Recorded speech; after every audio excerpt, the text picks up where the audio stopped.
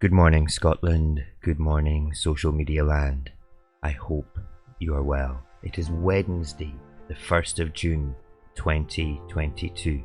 Benjamin felt a nose nuzzling at his shoulder. He looked round. It was Clover. Her old eyes looked dimmer than ever. Without saying anything, she tugged gently at his mane and led him round to the end of the big barn where the 7 commandments were written. For a minute or two, they stood gazing at the tattered wall with its white lettering. "My sight is failing," she said finally. "Even when I was young, I could not have read what was written there, but it appears to me that the wall looks different. Are the 7 commandments the same as they used to be, Benjamin?" For once Benjamin consented to break his rule and read out to her what was written on the wall.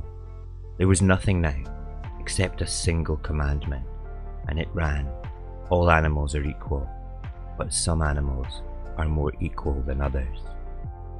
George Orwell's Animal Farm was one of the first books I read as a pre-teen more than once. I believe it is far more pertinent in today's Britain than any other time in history.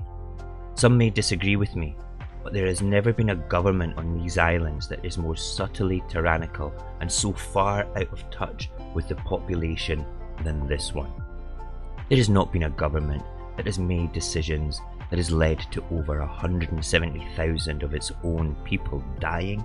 There has never been a government that siphoned off as much of the taxpayers' money and then give it away to their mates in sleazy, potentially criminal contracts. There has never been a government so set on circumventing democracy in the devolved nations by deliberately passing legislation that bypasses our decision-making process. There has never been a government that removes itself from the largest free-trading bloc in the world just so a few crusty elites could keep their offshore accounts untouchable. There has never been a government that has created legislation deliberately suppressing the ability to protest. There has never been a government that changes the rules that they should follow to ensure transparency and accountability to actually remove transparency and accountability. I could go on, but like the pigs in Animal Farm, the Conservatives have used charm, manipulation and fear to control the people they are supposed to help. And like the pigs, when the opportunity arises to hold them to account, they change the rules. When I say they, I truly mean Boris Johnson.